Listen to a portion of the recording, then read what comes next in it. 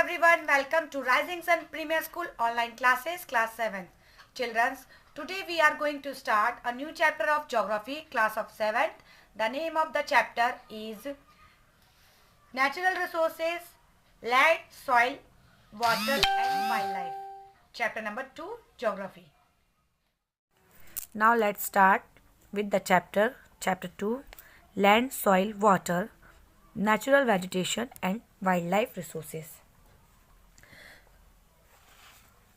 Children, today our first point is land. Land क्या होती है? Land, most important natural resources. The land we stand on is the most important of all natural resources.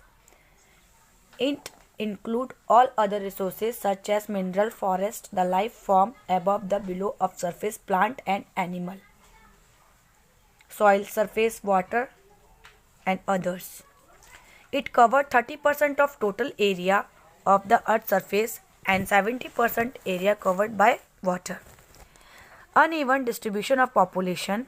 Uneven distribution means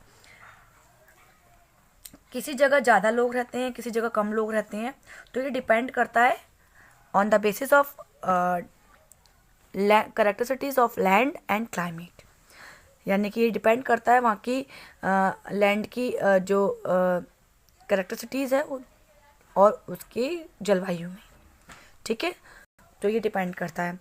and second point is partially populated and uninhabited areas.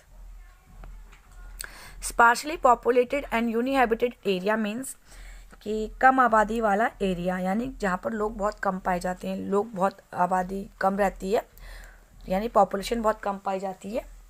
ठीक है, जैसे आपका mountain, low lying, water logging है ना, dessert area and thick forest जहाँ पर बहुत घने जंगल पाए जाते हैं. डिसर्ट एरिया जहाँ पर रेगिस्तान होता है, पानी की कमी, water logging and low lying. And note देखिए 30% ऑफ अर्थ सरफेस, जो 30% अर्थ सरफेस होता है किसका? लैंड का. तो लैंड का 30% अर्थ सरफेस को हमने 2 पार्ट्स में डिवाइड किया है. First 30% and second is 70%. 90% of the जो 30% में देखिए 90% ऑफ वर्ल्ड पॉपुलेशन पाई जाती है. 70% में स्पार्शली पॉपुलेटेड यूनिहैबिटेड एरिया पाया जाता है, जैसे आपका डिसर्ट, लॉगिंग डिसर्ट है ना, जहाँ पर बहुत कम आबादी पाई जाती है. तो हमने 30% अर्थ सरफेस को, अगर आप अकॉर्डिंग टू डायग्राम समझाऊँ मैं आपको, तो ये अर्थ है. ठीक है, अर्थ को हम ब्लू प्लैनेट भी बोलते हैं. क्यों बोलते हैं? क्योंकि यहाँ पर पानी, वाटर पाया जाता है. वाटर का जो परसेंटेज होता है वो 70% होता है. ठीक है, तो अब अर्थ जो है, अर्थ को हम लैंड भी कहते हैं. तो हमने इस जो अर्थ का जो 30% एरिया है, हमने उसको अलग से 30% डिवाइड कर लिया है. 30% एरिया को डिवाइड कर लिया है. तो 30% एरिया में जो 30% अलग से है, तो उसमें क्या है देखिए, तो ये जो 30% है, ये इसमें 2 पार्ट्स में डिवाइड किया है, 30% एंड 70%.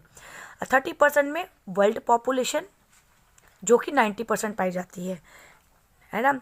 30% एरिया में वर्ल्ड पॉपुलेशन होती है, यानी कि 90% लोग रहते हैं. और 70% में यूनिहैबिटेड एरिया होता है, कम आबादी वाले क्षेत्र जहाँ पर लोग बहुत ही कम स्टे करते हैं, क्योंकि बिकॉज वहाँ पर स्रोत बहुत कम पाए जाते हैं. यहाँ की कह सकते हैं कि यहाँ पर 10% पॉपुलेशन होती है. Now plains. The third point is plains and river valley suitable for agriculture. जैसे कि नदी के किनारे रिवर्स, वैली और प्लेन्स, ये सुटेबल क्यों होती है एग्रीकल्चर के लिए, खेती के लिए.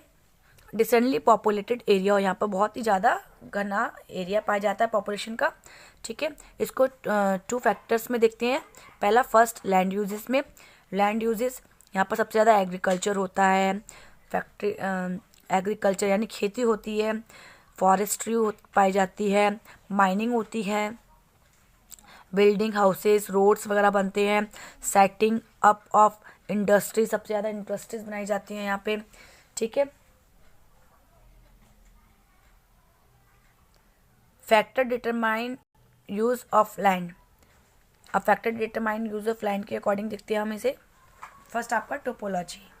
टोपोलॉजी मीन्स क्या होता है, शेप, साइज, ज़मीन की अच्छी है, कलर वगैरह ये सब, ठीक है, वहाँ की जो मिट्टी का कलर होता है। एंड अब आता है सॉइल, वहाँ की मिट्टी कैसी है, उपजाऊ है कि नहीं है, काली मिट्टी तो नहीं है, ये सब, ठीक है। एंड थर्ड जलवायु। जलवायु वहाँ की बहुत अच्छी होती है, मिनरल्स भी बहुत अच्छे पाए जाते हैं रिवर्स वैली में। अवेलेबिलिटी ऑफ वाटर भी, वाटर का भी पूरा स्रोत होता है। फिजिकल फैक्टर्स भी अच्छे होते हैं, ह्यूमन फैक्टर्स भी अच्छे होते हैं। एंड पॉपुलेशन भी, टेक्नोलॉजी भी सबसे ज़्यादा होती है, ठीक है। तो ये हमारे प्लेन्स रिवर वैली में होते हैं। And next point is classification land on the basis of the ownership. Land का क्लासिफिकेशन किस बेसिस पे होता है, ऑनरशिप के बेसिस पे, ठीक है। तो अब आगे बढ़ते हैं। ये लैंड का क्लासिफिकेशन 2 टाइप से होता है। पहला होता है प्राइवेट लैंड एंड दूसरा होता है community land. Private land depend होती है इंडिविजुअली, जैसे हमारे खेत होते हैं, हमारी खुद की ज़मीन होती है, तो ये owned by individually. And second community land,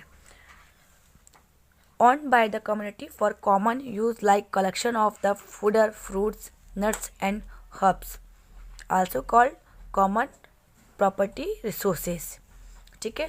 तो कम्युनिटी लैंड जो होते हैं, जो एक कॉमन प्रॉपर्टी रिसोर्सेज होते हैं, और प्राइवेट लैंड मैंने आपको बता दिया जो इंडिविजुअली होते हैं, ठीक है। अब नेक्स्ट हमारा जो पॉइंट है वो है conservation of land resources. Conservation कैसे होता है लैंड रिसोर्सेज का, ठीक है। Because of expansion of agriculture construction activities, हमारी ज़मीन पे बहुत सारी एक्टिविटीज़ होती है, खेती, कंस्ट्रक्शन वगैरह सब होता है, और ये मेजर थ्रेड्स के अकॉर्डिंग होता है, ठीक है, और चारों तरफ चलता है। तो सबसे पहला पॉइंट है हमारा, इसमें देखा जाए तो लैंड डिग्रेडेशन। लैंड डिग्रेडेशन क्या होता है, ये लैंड डिग्रेडेशन जो होता है, over grazing such as deforestation, construction, over uses of chemical fertiliser and pesticide, natural climatic like floods and landslide, it's called degradation. और डिग्रेडेशन कई तरह से होता है, जैसे लैंडस्लाइड से, सॉइल इरोजन, है ना, डिसर्टिफिकेशन। तो ये लैंड डिग्रेडेशन के मेन केसेस होते हैं, है ना।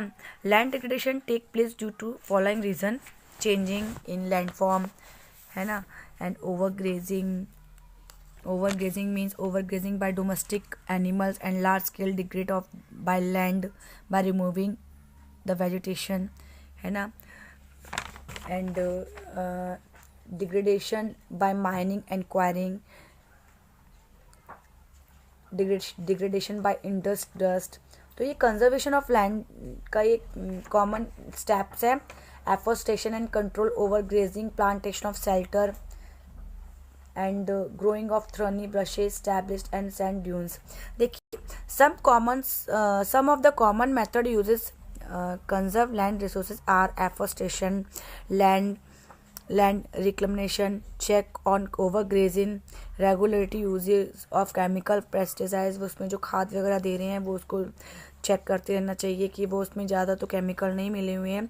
अब आता है next soil. This layer of grainy substance covering in the surface of the earth made up of organic matter, minerals and weather rocks found on the earth. अब grainy substance क्या होते हैं, जो दानेदार सब्सटेंस होते हैं, ठीक है। तो सॉइल जो होती है ग्रेनी सब्सटेंस को कवर करते, ग्रेनी सब्सटेंस कवर करते जो ऊपर पाए जाते हैं, छोटे छोटे मिट्टी टाइप में, कण टाइप में पाए जाते हैं जो अर्थ पर होते हैं, तो उसको हम सॉइल बोलते हैं। और ये किससे बनती है, ऑर्गेनिक मैटर से, मिनरल से, वेदर रॉक से, है ना, अर्थ से, अर्थ पर पाए जाते हैं। जो सॉइल का फॉर्मेशन होता है वो कई तरीके से होता है। बहुत सॉइल एक पतली लेयर होती है, थिन लेयर होती है, और ऊपर की लेयर होती है जिसे हम अर्थ क्रस्ट भी बोलते हैं। It made up disintegrated rocks and decayed remains of plant and animal in the form of humus. It is also consist of moisture moisture like insects and animals like bacteria. Soil is very important resources because all the plants include crops. Creatures depend on soil directly, indirectly, their foods. So children's, today's अभी तक के लिए यहीं तक chapter है, हमने soil तक clear कर लिया है और आगे का हम नेक्स्ट वीडियो में पढ़ेंगे. So thank you very